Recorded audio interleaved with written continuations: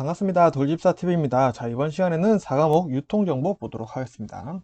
71번 아래 글상자 괄호 안에 공통적으로 들어갈 알맞은 용어는 자, 이커머스가 등장하게 된 주요 원인 중 하나인 땡땡 비용은 거래를 위해 구매자, 판매자 탐색, 제품 정보 수집, 가격 협상, 계약서 작성, 제품 운송 등을 하는데 소요되는 제반 비용을 지칭한다. 인터넷 기반 상거래는 인터넷 기술을 이용해 땡땡 비용을 현저하게 감소시킨다. 자, 그러면 요거는 우리 간단하게 봤을 때 여기 안에 넣어 보는 거죠. 다 하나씩. 자, 먼저 거래 비용이다. 자, 이미 나왔네요. 자, 거래를 위해 소요되는 제반 비용이다. 자, 그러면 우리 거래 비용이라고 이미 거래란 단어가 있기 때문에 크게 고민할 필요가 없겠네요. 그래서 1번 간단하게 선택해 주시면 좋을 것 같고요. 72번 빅데이터 솔루션에서 처리하는 다양한 데이터는 정형, 반정형, 비정형 데이터로 구별해 볼 수 있다. 이들에 대한 설명으로 가장 옳은 것은 자, 요거 한번 이해하고 문제 풀겠습니다. 정형 데이트가 아니라 제가 데이트가 하고 싶은가 본데요. 자, 데이터죠. 자, 정형 데이터 형태가 고정되어 있으면 연산이 불가능하다. 자, 계산이 안 된다라는 거죠. 자, 그럼 반정형 데이터는 형태는 있지만 연산은 불가능하다. 자, 연산은 불가능하고요. 정형 데이터는 연산이 가능한 거죠. 비정형 데이터 형태도 없고 연산도 불가능하다라고 되어 있는데 자, 이게 결국 무슨 말이냐? 계산이 필요한지 이 데이터로 계산이 가능한지 아니면은 어느 정도의 양식이 정해져 있는지를 고민해보면 문제 접근이 되는데 문제 보면서 한번 이해해 보겠습니다. 자, 1번 정형 데이터는 데이터 모델 또는 스키마를 따르며 주로 테이블 형식으로 저장된다. 자, 주로 테이블 형식으로 저장된다. 자, 이 형식이라는 게 정해져 있다는 거죠. 그래서 이 형식이 정해져 있어요. 그리고 이런 스키마, 데이터 모델, 스키마라는 게 일단은 연산이 가능하다는 뜻을 내포하고 있기 때문에 1번은 뭐 정형 데이터에 대한 설명이 맞다라고 볼 수 있겠네요. 자, 2번도 보겠습니다. 비정형 데이터는 ERP, CRM 시스템과 같은 기업의 정보 시스템에서 자주 생성된다. 자, ERP, CRM 이런 거는 우리 연산할 수는 없다라고 볼 수 있겠죠. 자, 그런데 자, 요 형태라는 게 존재를 하겠죠. 이 ERP와 CRM은 결국에는 이 형식이 존재를 할 수밖에 없어요. 얘네는 어느 정도 형식에 기반해서 계산을 하는 거기 때문에 우리 숫자로 연산은 불가능하지만 형태는 존재한다. 그래서 이 ERP, CRM 같은 경우는 우리 반정형 데이터에 대한 설명이 되고요. 3번 반정형 데이터는 구조가 정의되어 있지 않은 일관성이 없는 데이터다. 자, 형태가 있어요. 이 형식이 정해져 있죠. 반정형 데이터 설명이라고 볼 수 없고요. 자, 4번 비정형 데이터는 계층적이거나 그래프 기반이다. 자, 우리 계층적이다, 그래프 기반이다. 그러면은 이 그래프란 자체는 사실 숫자로 표현된다는 거죠. 자, 근데 비정형 데이터는 우리 연산이 불가능하다. 5번 은행 거래 송장 및 고객 기록 정보 등이 반정형 데이터의 유형이다. 자, 은행도 틀렸죠. 은행 거래 송장 이런 거, 고객 기록 정보 이런 것들은 우리 형식이 어떻게 보면은 전제한다라고 볼 수 있겠는데 연산이 반정형 데이터는 연산이 불가능하잖아요. 그래서 이런 것들은 안 되겠다라고 보시면 되겠습니다. 73번 SCOR 모델의 성과 측정 요소에 대한 설명으로 가장 옳지 않은 것은 자, 이 SCOR 문제가 뭐 자주 나오는 편은 아닌데 한번 나오면 굉장히 어렵게 나와요. 그래서 이거는 선택해서 공부를 해주셨으면 좋겠고요. 물류관리사 공부 중이신 분들이 있으면은 같이 하는 게 일단 좋을 것 같은데 자, 이 SCOR의 핵심 한번 보겠습니다. 공급망 개선 방법론이라고 하죠. 즉 그러면 이 공급망 SCM의 성과를 평가하고 관리하는 거예요. 자, SCM이 있다고 해서 가만히 놔둔다고 잘 되는 건 아니죠. 그래서 이 SCM이 잘 굴러가고 있는지 성과를 평가하고 관리를 하는 것이 이제 SCOR의 핵심이다라고 보시면 되겠어요. 자, 그래서 설명을 드리자면은 기업과 기업 간을 연결하는 공급 사슬이나 각기 다른 기업들의 업무 프로세스의 효율을 위해 SCM을 공용 프로세스를 구현하는 것이 최종 목표다. 자, 이 내용을 일단 주목할게요. 자, SCM 공용 프로세스를 구현하는 것이 최종 목표다. 자, 내용이 약간 어렵죠. 그래서 조금 더 설명드리자면은 이제 여러 가지 존재하는 이 프로세스들을 표준화해서 결과나 성과를 측정하겠다는 겁니다. 즉, SCM이 잘 되고 있는지 어느 정도의 이 프로세스의 표준화를 해서 결과나 성과를 측정하고자 하는 것이 공급망 개선 방법으로 SCOR이다 라고 보시면 되겠습니다. 자, 그러면 문제 한번 보겠습니다. 자, 1번 성과 측정 항목 중 대표적인 비용은 공급 사슬 관리 비용과 상품 판매 비용이다. 자, 요거는 맞는 내용이기 때문에 지금 문제에 있는 내용들 보면서 같이 공부해 볼게요. 자, 2번 내부적 관점은 고객의 측면, 외부적 관점은 기업 측면에서의 성과 측정 항목을 지칭한다. 자, 라고 되어 있습니다. 자, 근데 이 내용이 우리가 옳지 않다라고 볼 수 있는 거는, 자, 우리 SCM의 성과를 평가하고 관리하는 거라고 했죠. 자, 그러면은 이 핵심, 공급망 개선을 하는 거기 때문에 내부적 관점으로 고객의 측면에서 굳이 볼 필요가 없다라는 거죠. 그래서 이렇게 굳이 나눌 필요가 없기 때문에 이게 옳지 않다라고 볼 수 있겠고요. 좀 이해를 돕기 위해서 나머지도 볼게요. 자, 외부적 관점의 성과 측정 항목으로는 유연성, 반응성, 신뢰성 이런 것들이 있다. 자, 요것도 이렇게 있다라고 그냥 외워주시면 될 것 같아요, 현실적으로. 4번. 공급 사슬의 반응 시간, 생산 유연성 등은 외부적 관점 중 유연성 측정 항목의 요소이다. 자, 여기 방금 위에 유연성 얘기가 나왔죠? 자, 외부적 관점은 유연성, 반응성, 신뢰성 이런 것들이 있다. 그래서 외워두시면 되고요.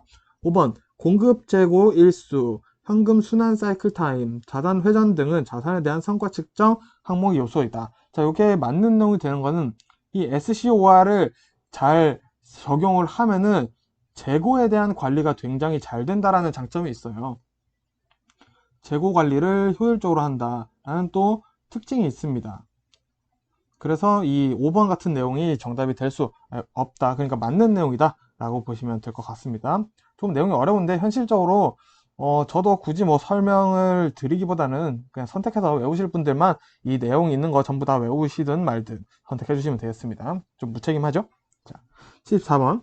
아래 그 상자 괄호 안에 들어간 알맞은 용어는 월마트는 점포가 위치한 해당 지역의 고객 정보를 많이 가지고 있고 목약 공급사인 워너 램버트사는 자사의 제품 정보의 강점을 가지고 있다.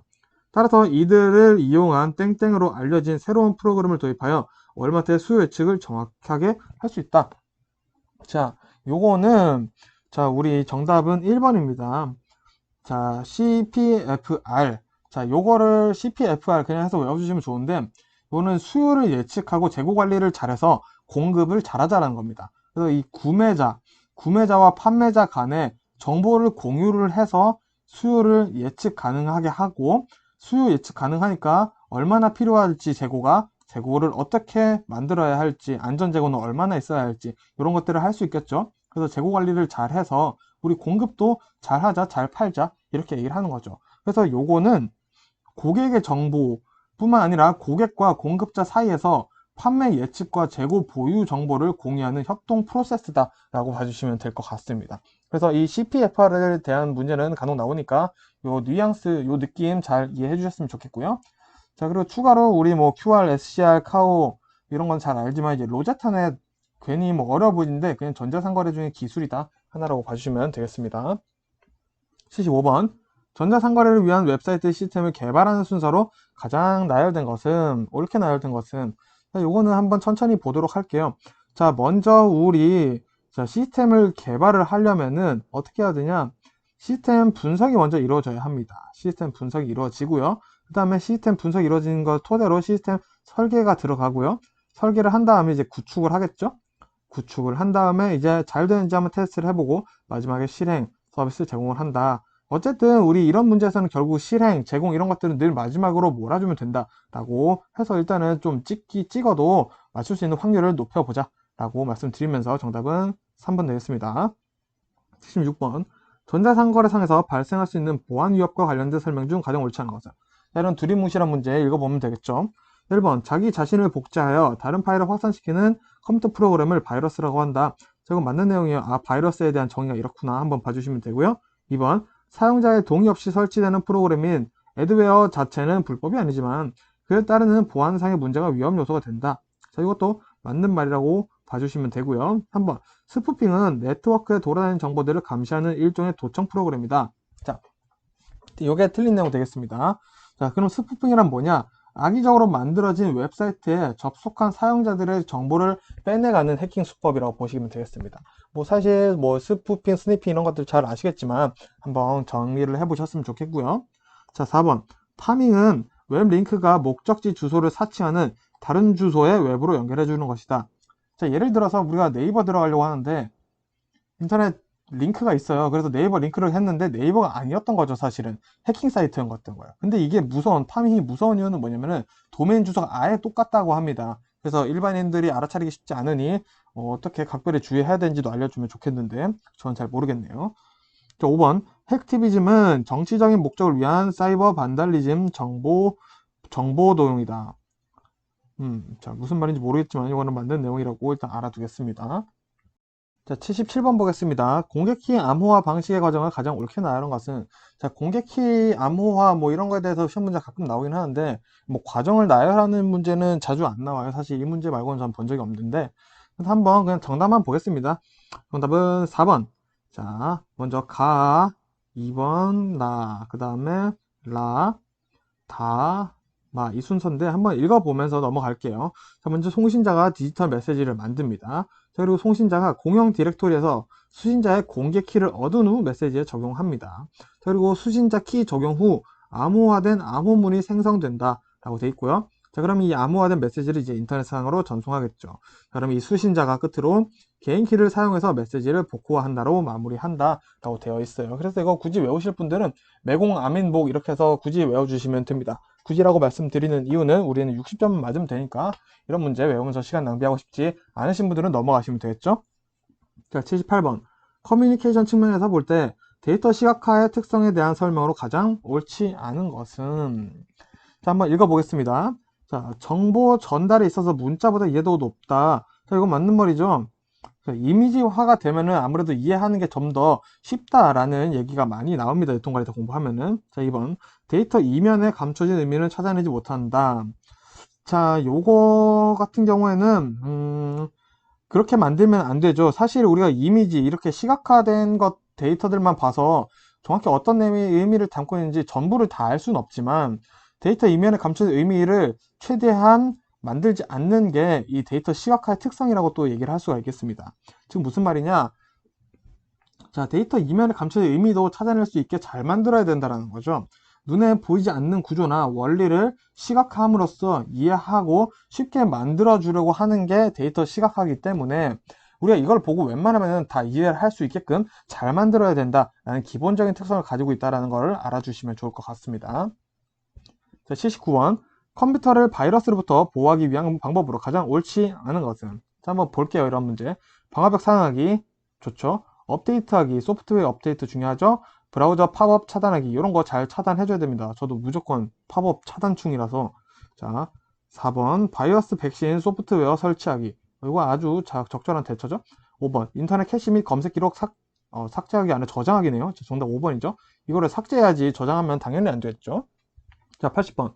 아래 그 상자가 설명하고 있는 용어는? 최근 많은 이슈가 되고 있는 비트코인의 기반 기술로, 자, 이거 우리 너무 잘 알고 있는데 계속 읽어볼게요. 원장을 금융기관 등 특정 기관의 중앙 서버가 아닌 P2P, 개인 간 네트워크의 분산에 참가자 공동으로 기록하고 관리하는 기술. 자, 그래서 이 기술의 가장 특징은 변조가 안 된다는 거죠. 변조 불가라는 가장 큰 특징을 가지고 있는 거 블록체인이죠. 굳이 더 볼 필요 없겠죠. 자, 81번. 소매자 입장에서 포스 시스템을 도입함으로써 얻을 수 있는 효과로 가장 옳지 않은 것은? 자, 소매자 입장에서 포스 시스템을 보는 거죠. 자, 1번부터 보겠습니다. 고객의 대기 시간이 줄어들어 계산대 수를 줄일 수 있다. 자, 그쵸. 요거 당연히 가능한 거고요. 잘 팔리는 제품과 잘 팔리지 않는 제품을 찾아내야 단품 관리에 유리하다. 자, 이것도 우리 포스 잘 두들겨 보시면 이런 정보들이 다 들어가 있고요. 3번 전자 주문 시스템과 연계하여 신속한 주문이 가능하다. 자, 요것도 포스 시스템의 정보라고 보시면 되겠고요. 4번 판매원 교육과 훈련 시간 및 입력 오류가 줄어든다. 자, 이것도 우리 종업원 몇 시간 일했는지 이런 것들도 다 요즘 기록할 수 있게 잘 나와 있고요. 5번 생산 계획을 보다 효과적으로 세울 수 있어 제품 다양화가 가능하다. 자, 요거는 이제 우리 포스라는 건 결국에는 우리 주문과 판매 계획, 판매자를 도와주는 역할이지 생산하는 데 도움이 되는 정보들은 사실은 없죠. 그래서 정답은 5번 되겠고요.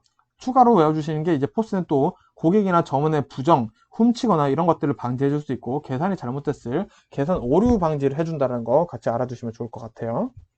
자, 82번. 바코드와 관련된 설명으로 가장 옳지 않은 것은?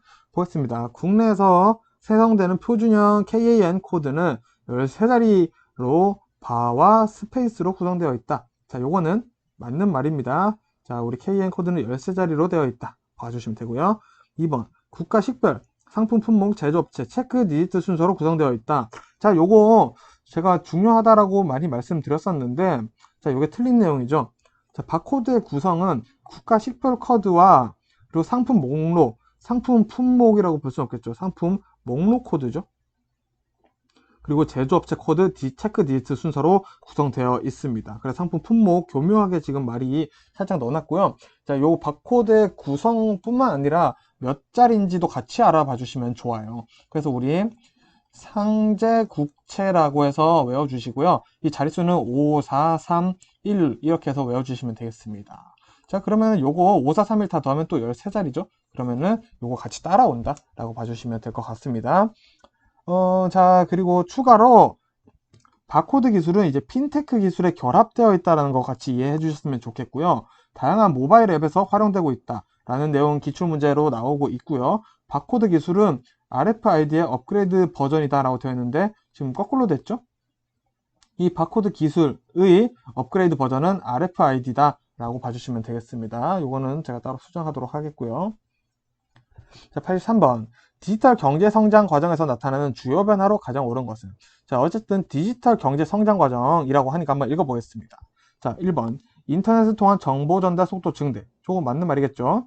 자, 2번. 고객에 대한 서비스의 효율성 증대. 이것도 맞는 말이겠고요.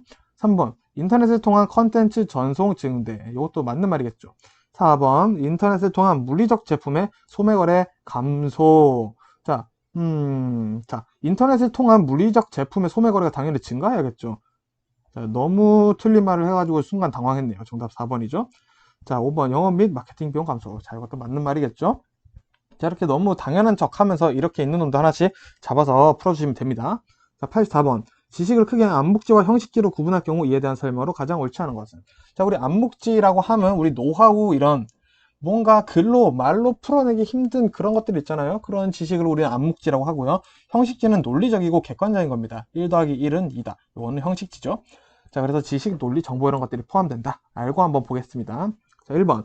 철학자 폴라니가 칼 폴라니죠. 자, 아는 척 해봤고요. 우리는 우리가 말할 수 있는 것 이상의 것을 알 수 있다. 라고 한 말은 암묵지와 더 관련이 있다. 자, 맞는 말이죠. 내가 알아서 그렇지 표현을 못해서 그런 거야. 그럼 암묵지인 거죠. 자, 2번. 암묵지는 언어나 구조화된 체계를 가지고 존재한다.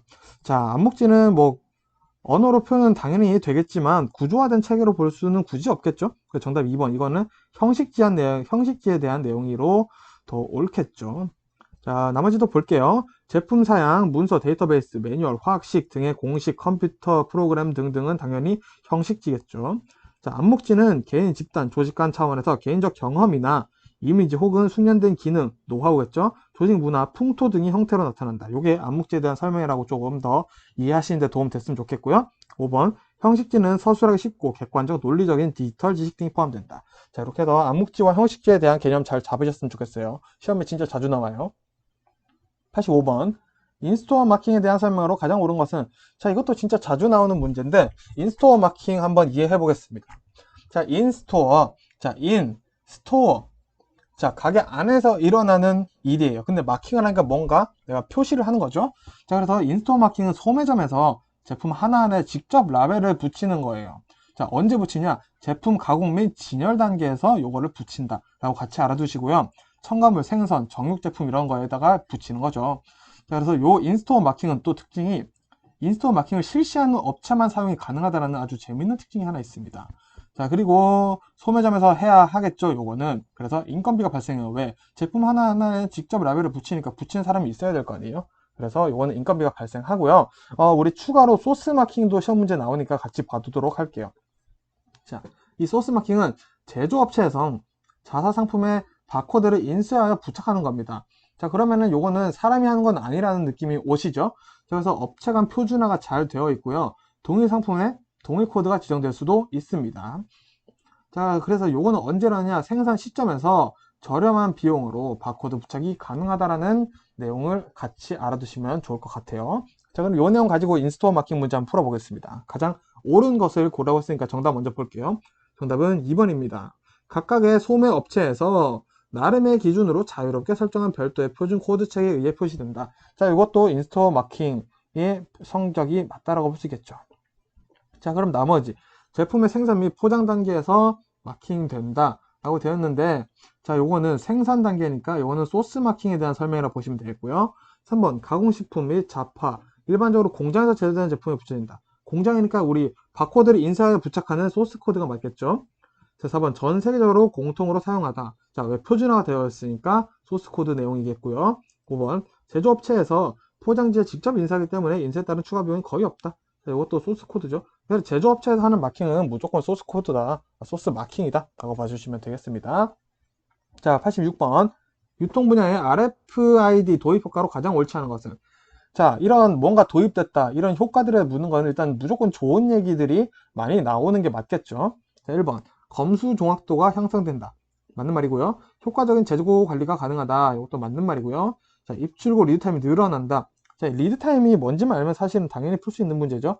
리드 타임이 당연히 감소해야겠죠. 지금 다 좋은 얘기하고 있는데 혼자 안 좋은 얘기하고 있어요. 자, 4번도 도난 등 상품 손실 비용이 절감된다. 좋은 얘기.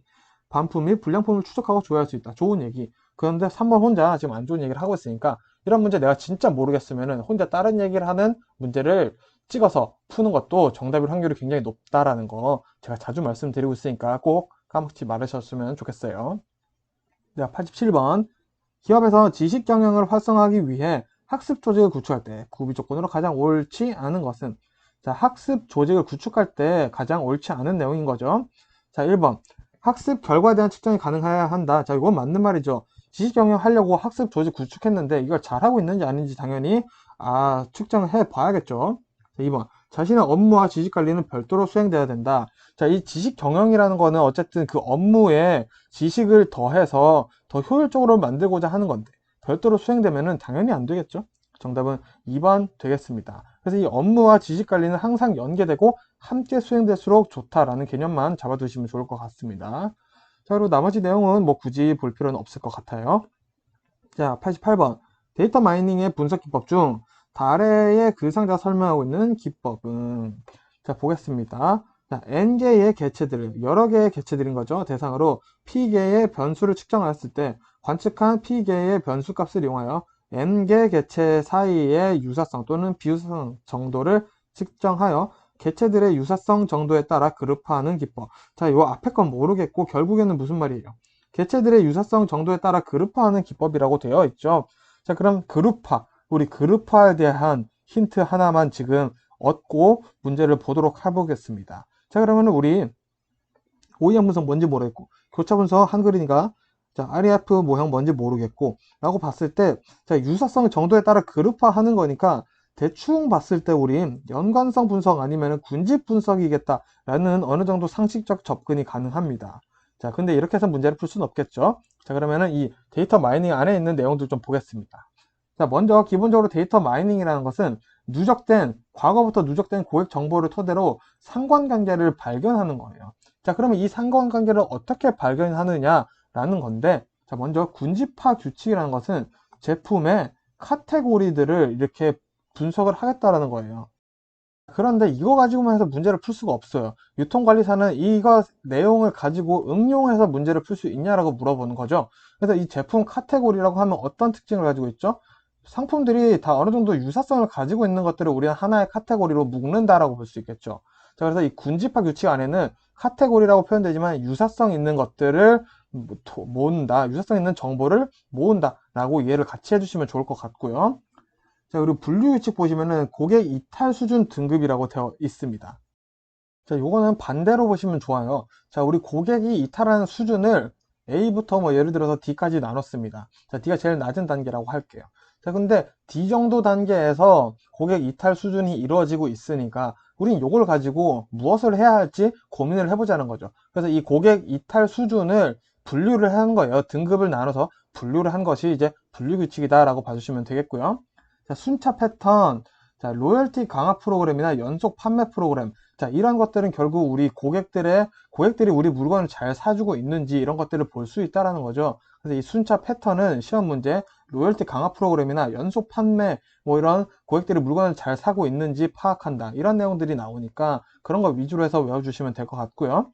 자, 그리고 연관 규칙, 뭐 연관성 분석, 뭐 이렇게 볼 수 있겠는데, 자, 상품 패키지 구성 정보를 보는 겁니다. 자, 고객들이 이 상품 패키지를 봤을 때 어떻게 생각을 할지, 이 상품 패키지가 잘 구성되어 있는지 이런 것들을 보고 상관관계를 발견해보자 라고 얘기를 하는 게 연관 규칙이다 라고 봐주시면 되겠습니다. 자, 그러면은 자, 유사성이라는 단어들이 지금 자주 나오고 있죠. 자, 그럼 유사성에서 우리가 힌트를 잘 얻으면 좋겠는데 저 유사성에 따라서 또 그룹화한다라고 되어 있어요. 자, 그러면 이 내용은 우리 군집 분석에 대한 내용을 하고 있다라고 알아볼 수가 있겠죠. 자, 그래서 이 데이터 마이닝에 대한 내용이 어려운데 지금 요 나와 있는 거, 요 내용, 이 단어들이 시험에 자주 출제되고 있으니까 이해 안 되시더라도 요 내용을 위주로 외워주시면 좋을 것 같습니다. 자, 89번. 시스템이 의사결정자와 외부 환경과의 인터페이스를 원활하게 수행하여 추구하는 목적을 달성하기 위해 지녀야 할 특성으로 가장 옳지 않은 것은. 자, 요런 내용 뭘 물어보는 건지 모르겠을 때 한번 읽어보면 되겠죠. 자, 1번. 시스템은 반드시 목적을 가지고 있어야 하며 이를 위해 구성 요소 간 상호작용이 원활하게 이루어져야 된다. 자, 이게 유통관리사 시험 문제에서 늘 나오는 개념이죠. 자, 언제든지 상호작용이 잘 이루어지고 협동이 잘 되는, 정보 교환이 잘 되는 이런 것들은 늘 좋다라고 봐주시면 되겠습니다. 2번. 시스템은 시스템의 조건이나 상황의 변화에 대해 시기적절하게 대응 처리할 수 있도록 설정되어야 된다. 자, 이것도 좋은 얘기니까 필요한 특성이다라고 보시면 될 것 같아요. 3번. 시스템은 정해진 궤도나 규정으로부터 이탈되는 사태의 발생을 사전에 감지하여 수정해 나갈 수 있어야 한다. 자, 이거는 뭔가 예측성에 대한 얘기를 지금 하고 있죠. 자, 이것도 좋은 얘기죠. 필요한 얘기입니다. 4번. 시스템은 하나 이상의 하위 시스템으로 구성되고 이들 시스템 간의 상호작용을 통해 목적을 달성할 수 있어야 한다. 자, 이것도 우리 필요한 내용이죠. 또 상호작용 이런 단어 나오면은 웬만하면은 맞는 얘기다 라고 봐주시면 되겠고요. 자, 5번. 시스템은 시스템을 구성하는 개별 개체가 얻은 결과의 합이 전체로 통합된 개체로서 얻은 결과를 초과하여야 한다. 자, 이거 되게 맞는 말 같아 보이지만 지금 결국에는 개별 개체가 얻은 합이 통합된 개체로 얻은 결과보다 더 많아야 된다는 거잖아요. 자, 그러면 우리 지금까지 뭔가 통합하고 상호작용하고 이런 것들을 굳이 할 필요가 없는데 이거는 전혀 필요하지 않은 내용이라고 볼 수 있겠죠. 그래서 정답은 5번입니다. 그래서 이런 문제들 보실 때 우리가 잘 모르겠는 문제들인데 뭔가 일단은 나눠볼 게 좋은 말인지 나쁜 말인지 나눠보시면 되고요. 두 번째는 이 내용이 우리 살면서 필요한지 불필요한지 또 이렇게 나눠보시다 보면은 뭔가 잘못된 얘기를 하고 있는 애가 꼭 한 명씩 있다라는 겁니다. 그럼 보통 걔가 정답이 되니까 이런 식으로 정말 모르겠을 때는 문제를 풀으셨으면 좋겠고요. 자, 이 문제에 대해서 조금 더 이해를 그래도 우리는 해봐야겠죠? 자, 결국 시스템이라는 것은 개별 개체들이 통합되는 개체를 얘기를 하는 거예요. 상승작용적이라고 표현돼서 시험에 나올 수도 있습니다. 즉, 요 내용 자체가 개별 개체가 얻은 결과들이 모인다라는 의미죠. 그렇다면은 개별 개체들이 얻은 결과의 합은 시스템이 되는 거예요. 즉, 말장난 같아 보이지만 시스템은 결국 개별 개체가 얻은 결과들이 모인 것이다 라고 볼 수 있겠죠. 그래서 당연히 이건 너무나도 당연히 시스템의 값은 개별 개체 값을 초과할 수밖에 없죠. 그래서 이 문제는 뭐 일단 5번 내용도 틀린 거고 혼자 안 좋은 얘기 하고 있으니까 뉘앙스 자체적으로도 문제가 있어 보인다 라고 봐주시면 되겠습니다. 자, 90번 CAO죠. 자, 자동 발주 시스템이죠. 자, 이 CAO를 성공적으로 운영하기 위해 필요한 조건으로 가장 옳지 않은 것은. 자, 이 CAO 내용 한번 읽고 문제 풀어볼게요. 자, 이 CAO란 컴퓨터를 이용해서 통합 분석 후 주문서를 작성하는 거예요. 그래서 자동 발주 시스템이에요. 포스를 통해서 하는 건데 이 포스에 정말 많은 방대한 자료들이 있습니다. 뭐 상품 흐름에 대한 정보나 계절 요인에 대한 정보, 소비자 수요에 대한 영향을 미치는 외부 요인, 그리고 실제 재고, 상품 수령, 안전 재고 등등 이렇게 많은 정보들을 컴퓨터가 통합, 분석해가지고 자동적으로 주문서를 작성해서 발주를 해주는 아주 친절하고 좋은 녀석이라는 거죠. 그래서 이 내용 가지고 문제 한번 볼게요. 자, 1번. 유통업체와 제조업체가 규격화된 표준 문서를 사용하여야 한다. 자, 요거는 맞는 말이에요. 자, 어느 정도의 규격화된 문서가 없으면은 이 자동 발주 시스템에 이제 표준화를 할 수가 없는 거죠. 그래도 어느 정도 어떤 정보를 가지고 자동 발주를 시킬 건지 그 정도는 우리가 만들어야 되는데 유통업체와 제조업체가 이 규격화된 표준 문서를 사용하지 않으면 그 조건이 해당하지 않는다. 운영하기 쉽지 않다라는 거죠. 자, 2번. 유통업체와 제조업체 간 데이터베이스가 다를 때에도 EDI와 같은 통합 소프트웨어를 통해 데이터베이스의 변화는 요구되지 않는다. 자, 요 내용이 일단은 틀렸다라고 볼 수 있습니다. 자, 왜 틀렸냐? 이 EDI라는 거는 어쨌든 우리가 전자문서 시스템이라고 거래 시스템이라고 볼 수 있겠지만 문서를 표준화해주는 시스템, 통합 소프트웨어라고도 볼 수 있어요. 근데 이 유통업체와 제조업체가 서로 다른 데이터베이스라면 EDI를 통해서 통합을 해서 서로 데이터 교환을 해야겠죠. 자, 근데 여기서 이런 데이터베이스 표현은 요구되지 않는다라고 얘기하면은 뭐 틀린 내용이 될 수 있다라고 말씀드릴 수 있겠습니다. 자, 그리고 3번도 볼게요. 유통업체와 제조업체 간 컴퓨터 소프트웨어나 하드웨어 간 호환성이 결여될 때는 EDI 문서를 표준해야 된다. 자, 3번에서는 지금 하드웨어, 소프트웨어 이런 게 호환이 안 될 때는 EDI 문서를 해서 통합하는 표준화를 하라고 하잖아요. 근데 2번에서는 굳이 필요 없다라고 얘기를 한다라는 거죠. 그래서 2번과 3번이 지금 굉장히 상충되는 내용을 말하고 있습니다. 자, 그래서 이 문제 자체를 한번 이제 이해를 해보자면은 이 CAO가 성공적인 운영이 되려면 재고파, 포스 데이터 등 많은 자료가 필요하다라는 거죠. 그리고 제조업체와 유통업체의 데이터베이스가 다를 수도 있구나라는 걸 우리가 이해를 해보는 겁니다. 그렇다면은 EDI를 통한 문서 표준화 시스템, EDI를 통해서 문서 표준화를 시켜줘야겠구나. 그리고 EDI를 통해서 데이터베이스 변환이 필요할 수 있겠구나라는 요 내용을 우리가 이 문제를 통해서 이해를 해주시면 좋을 것 같습니다. 그래서 굉장히 좋은 문제였다고 저는 생각이 들어요.